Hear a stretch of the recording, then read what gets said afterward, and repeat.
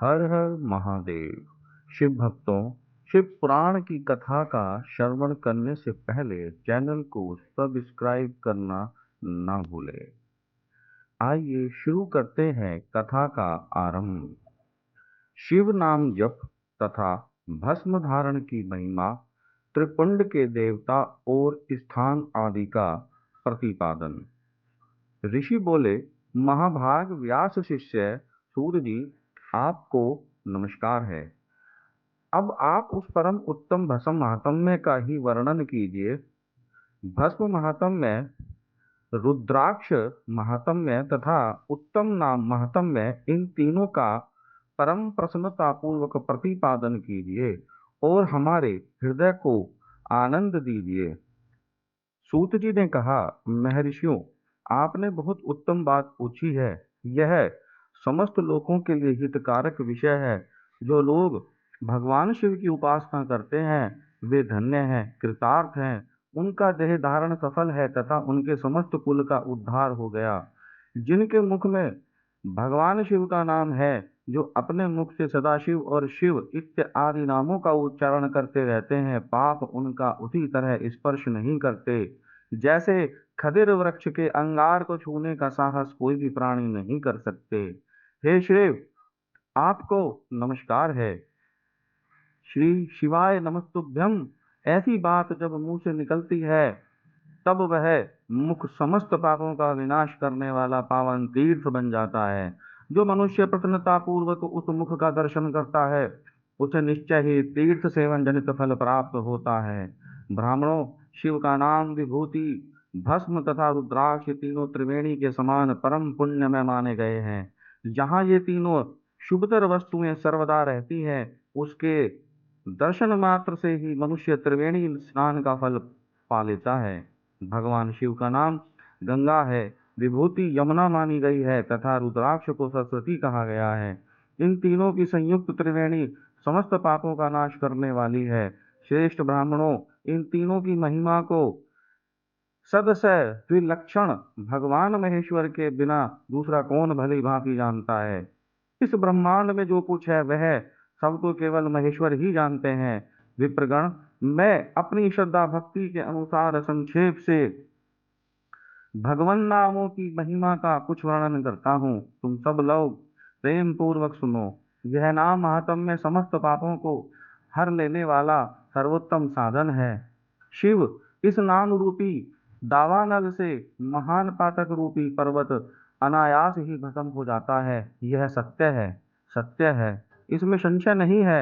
शौनक, पाप मूलक जो नाना प्रकार के दुख हैं, वे एकमात्र शिव नाम भगवान नाम से ही नष्ट होने वाले हैं।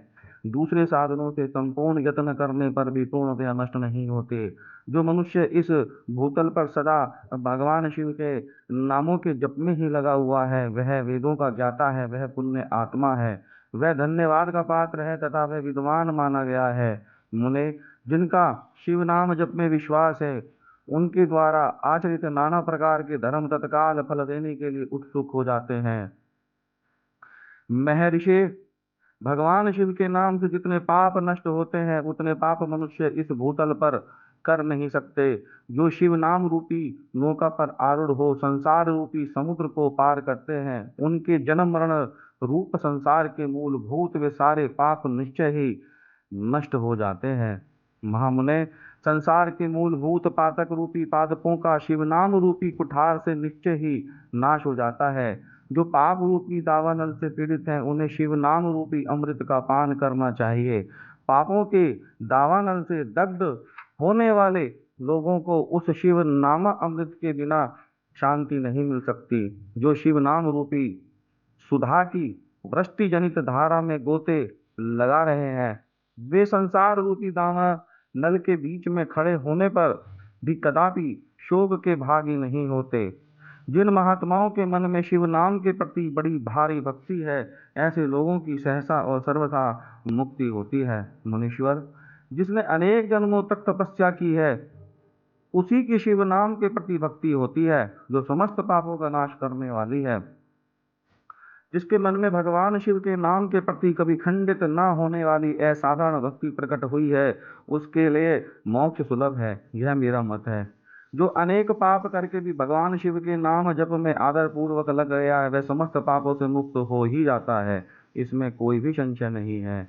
वह जैसे वन में दावानल से दग्ध हुए वृक्ष भस्म हो जाते हैं, उसी प्रकार शिव नाम रूपी दावानल से दग्ध होकर उस समय तक के सारे पाप भस्म हो जाते हैं शौनक, जिसके अंग नित्य भस्म लगाने से पवित्र हो गए हैं।